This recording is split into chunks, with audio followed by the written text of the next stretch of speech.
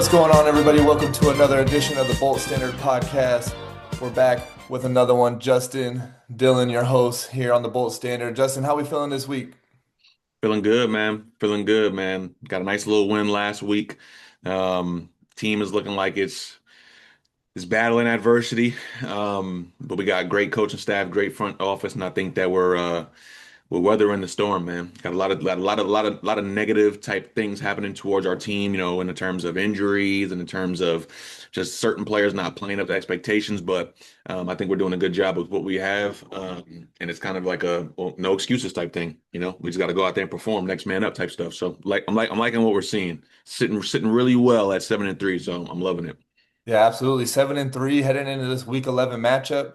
I'm feeling good. I went to go see my guy James. Got to give a shout out. He got me with a cut right before the pod today. So, I told him I'd show him love on the episode. Should So, have threw the should uh, have threw the bolt. Should have threw the no, bolt. I mean, you got the line. Should have did the bolt. James, yeah, we'll talk about the bolt next time, James. I'll do it right. If I do another one right before we record, just so it's really fresh in there, yeah, I'll do a bolt. So, James, we got something to work on.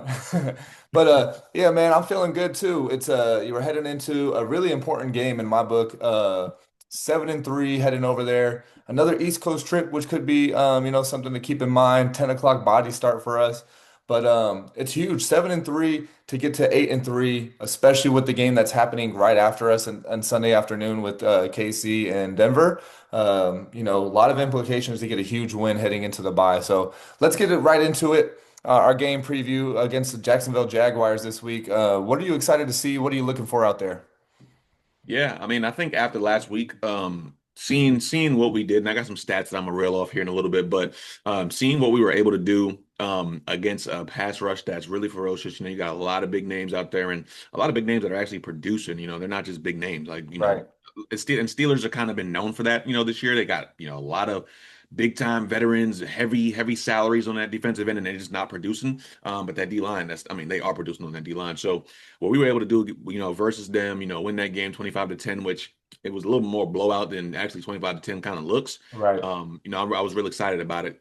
Going into this week, I think some of the things that I'm really excited for, when you look at just the defense of the Jags, when it comes to pass defense, rush defense, they are completely on the opposite ends of the spectrum. So they're giving up the fifth most passing yards per game in the league, at 252.9.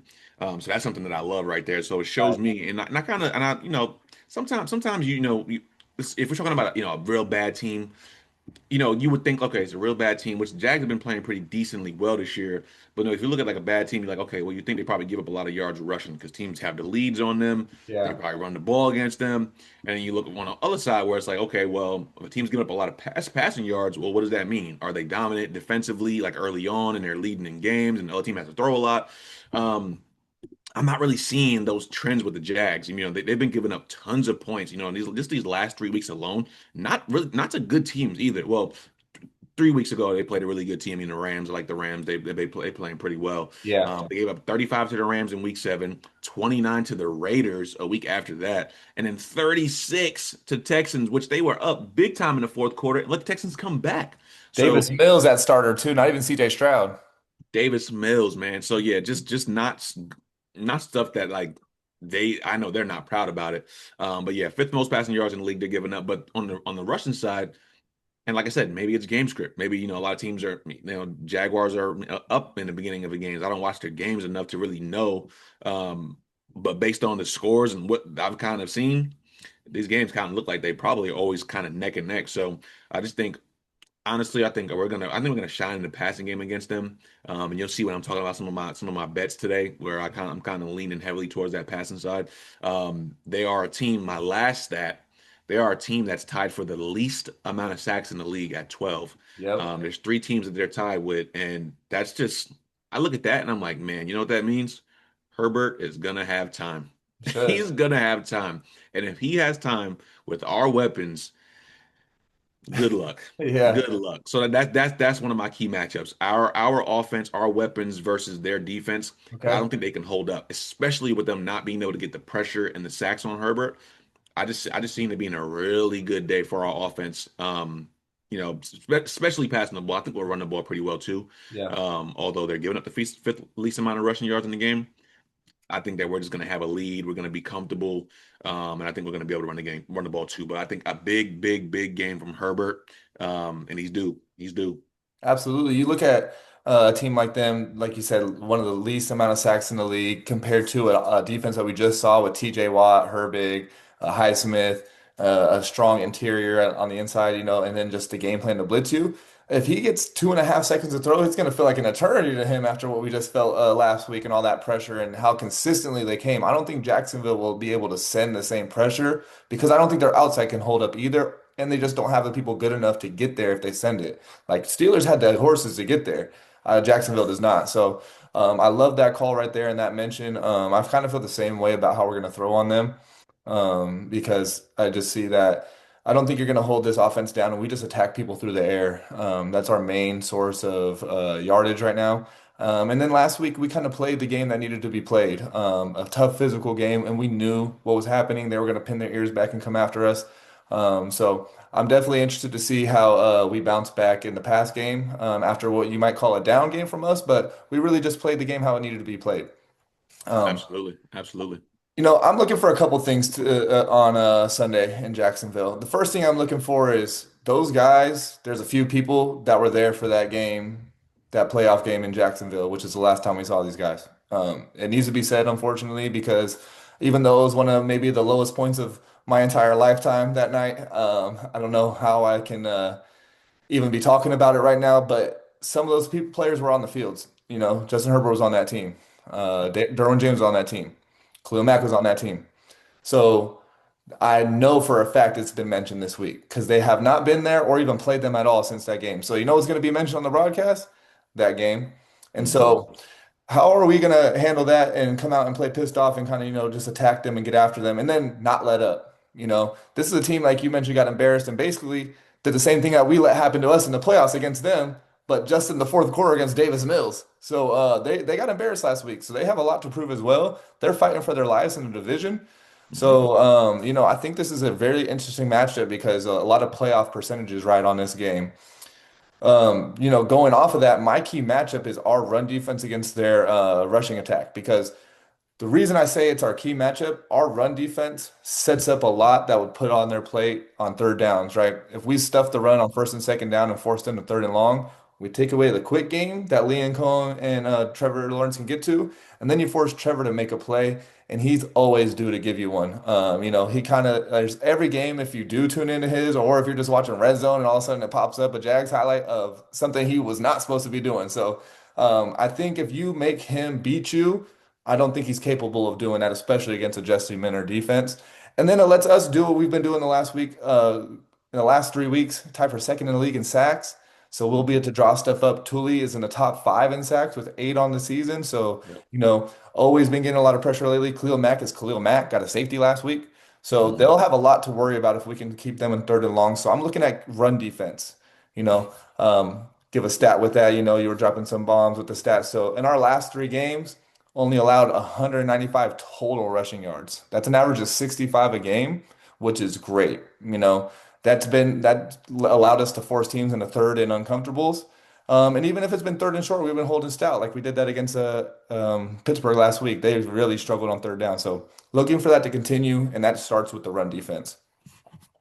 Yeah, no, I think that's huge. Like you said, I think, and when you look at Jesse Minter's defenses, I think it's at a staple of their team. Like you have to be able to stop the run because then I think that allows him to start getting to those, like you said, those uncomfortable third downs and drawing up those simulation type blitzes and acting like I'm gonna send these guys, but I'm not really sending these guys, and I'm just rushing really for. Yeah. Minter is really a genius with some of those packages that he kind of puts out there, and I think it puts our guys in a really good position to be aggressive a lot of times too, especially of our corners. And I love when our guys are being aggressive because I just feel like we got corners that got really good ball instincts. You look at the plays that Cam Hart's been making. Tarheeb when he's out there, he's making plays. Look at Yep. Nico Reed coming in making plays. Our safeties make plays. Like our guys are. I think our guys are at our best when we are being aggressive. I think when we take our foot off the pedal and kind of like, well, let's kind of play safe and our defense, like you said before, it's a bend don't break. It's okay. We are going Yeah. to keep things in front, but when we are aggressive, I think we're at our best. Like I've seen Yeah. some of the best plays, and I'm like, man, obviously we don't want to play that way the whole game because that's how you get beat.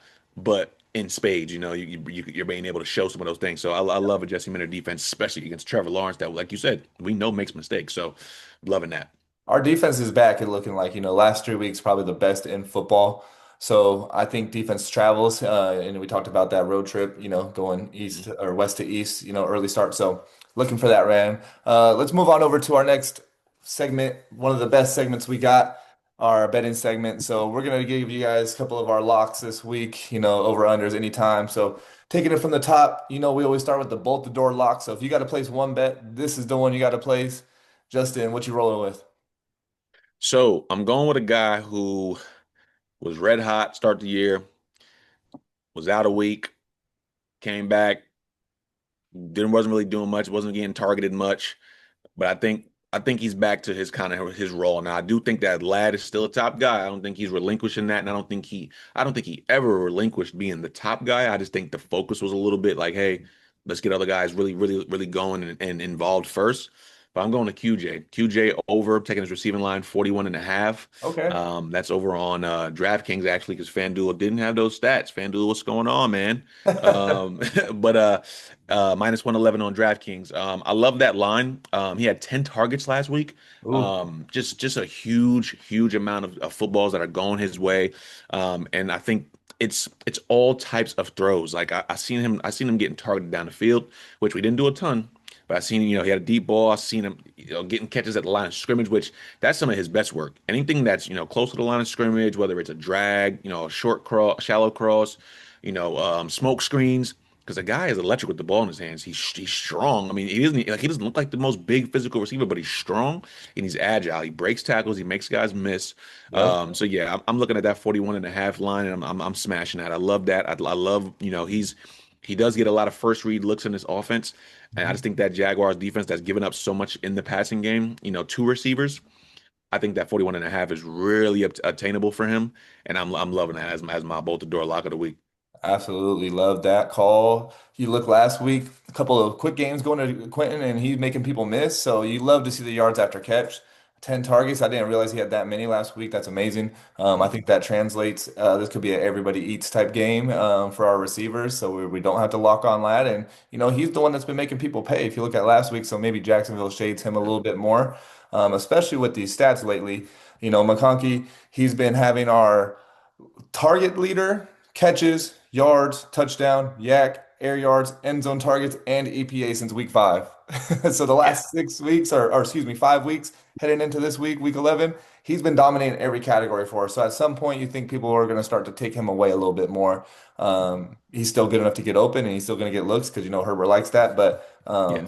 I think that leaves the door open for a guy like QJ. Kind of rolls right into mine, my bolt the door lock of the week. I'm going one that I think both of us have said maybe either once or twice or maybe even multiple times a piece, but I think this one for sure hits this week, especially after the way it looked last week. Probably should have hit last week. Herbert's over on pass touchdowns. It's a lock, so it's minus 148. So it's not, the best of odds, but minus 148 isn't bad for over 1.5. Mhm. That's on DraftKings at the minus 148. He really could have hit that last week if Ladd just stays running down the sideline. I don't think Ramsey would have caught him, but he tries to make the move for whatever reason. And game script just didn't call for us to pass as much, and then we started dominating them on the ground in the end of the third and that fourth quarter. So we didn't ask Herbert to do too much, and we've talked about his time to throw last week. So I think this week is a lot favorable matchup for him. Over 1.5 pass touchdowns. That's my lock of the week. Perfect. Yeah, no, I'll flow right into my favorite over under of the week because it's actually your lock. Herbert over 1.5 TDs, minus 148, man. Not too much to say about that, other than I was kind of disappointed, man. I'm like, why is Ramsey chasing you down? Like, I felt like lad shit. I mean, you 437, man. Like, That's the milkman. You're not supposed. You don't get caught. The milkman does not get nah, caught. nah, yeah. So that I was like, man. I mean, Ramsey, he turned the Jets on too. I'm like, man, maybe it was, the angle, but I'm like, man, how is Lad not beating him? I mean, like you said, he tried to put the move on him. I'm like, why didn't he just like, I don't know. I When don't I know. But yeah, look back at the video, he has him even with the angle, and Lad stops to make the move before Ramsey's even. yeah. So it looks like he definitely gave Ramsey too much credit, thinking he was gonna get caught. But I bet if he looked at it this week and he had to tell you, he would say, "I should have just kept going." Exactly, exactly. But yeah, man, that's my favorite over under, man. Herbert over 1.5 TDs. Um, Another reason why I really think that line hits a ton. Obviously, we got tremendous weapons, but OG, he was hurt, but guess what? Practice fully Wednesday, fully today. He's Oh back. yeah, He's playing. I don't think he has any limitations. He had like a little sleeve on his leg. I mean, it wasn't even like a brace or anything like that. It was more like a sleeve. yeah. Fine, man. So with that guy back in the lineup, man, it's weapons galore. It's mismatch central. Yeah, 1.5. We're smashing that over. Yeah, it makes a difference when he's around. When he got taken out, it takes away a big body, a good look, especially against, the quick pressure. Him getting open over the middle as a bigger body was Yeah. helpful, and could have been more helpful for Herbert last week. My favorite over under. I kind of mentioned this briefly earlier, so some of our viewers may have caught it as I was saying it. Leans towards something I've said before and used before. I'm going with that Trevor Lawrence over 0.5 interceptions. Talk about locks. This thing's sitting at minus 151, so I'm not saying it's a lock, but I really like it. I Vegas mentioned is. that. Vegas is based on that one minus 151. That's pretty good. So.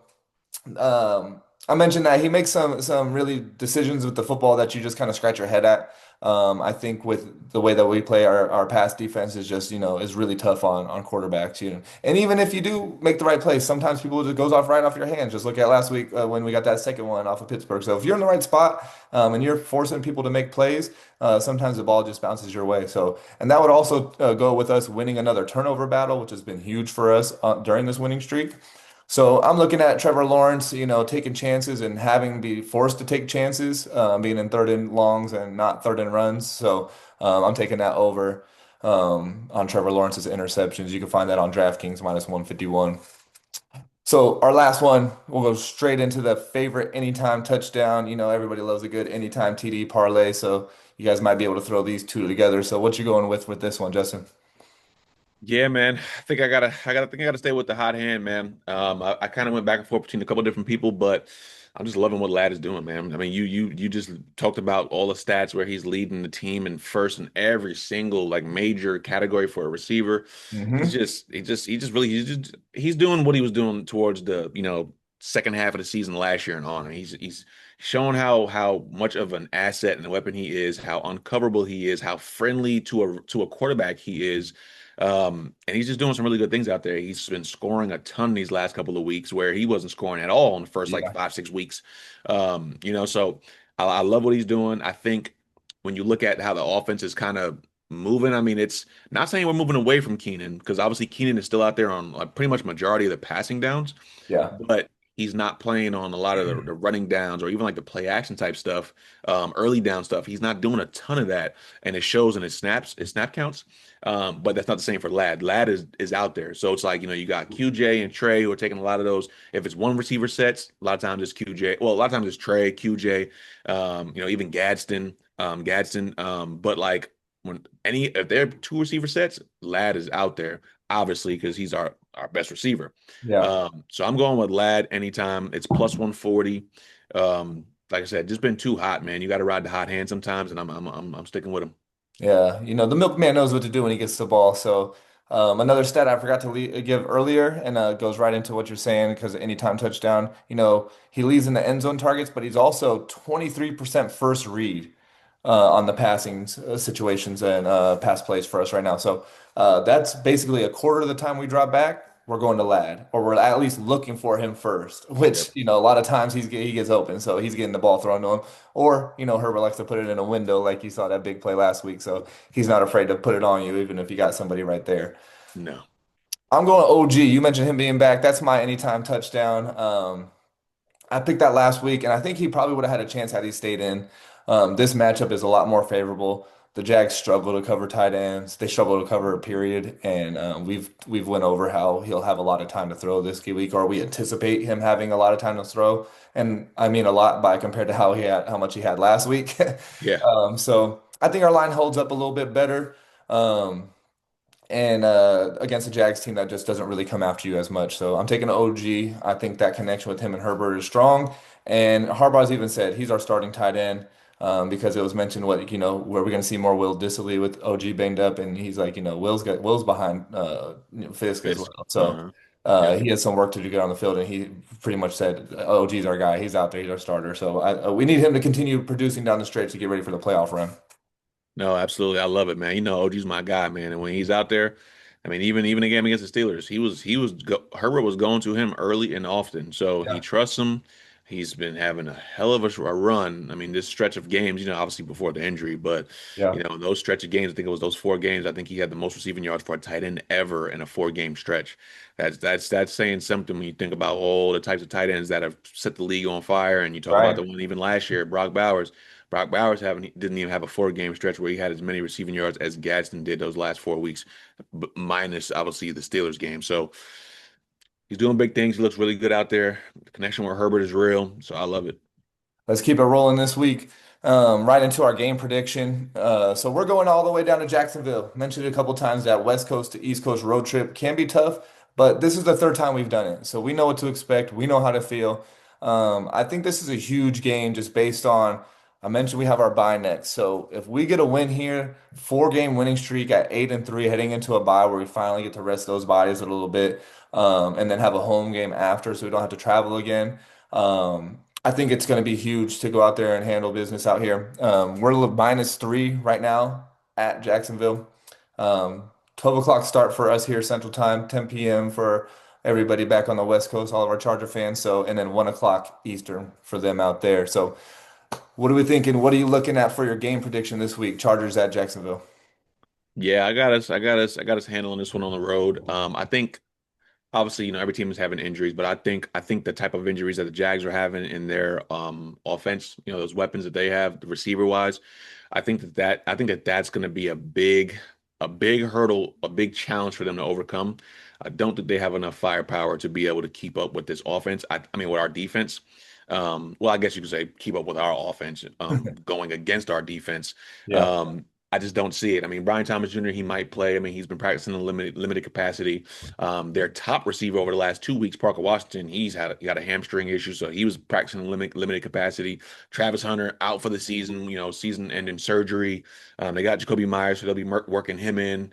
But it's like it's just not enough. And I look at their running game. I mean, their running game is decent, but it's just not enough. I mean, I think that we've been playing so much good football, like you said. Look what we've been doing against the run in the last 3 weeks: 65 rushing yards a game to Yeah. teams. Yeah. That's a hell of a number right there. And if you keeping teams that low and you're forcing them to pass, well, who is Trevor Lawrence passing to? And that's what I'm kind of getting at. If we handle business, it's gonna be a rough game for them. And I think we're gonna make it extremely tough on them. And I just can't see them overcoming the type of defense that we have. And I think the offense and the numbers that we're gonna put up. So I got us taking care of business.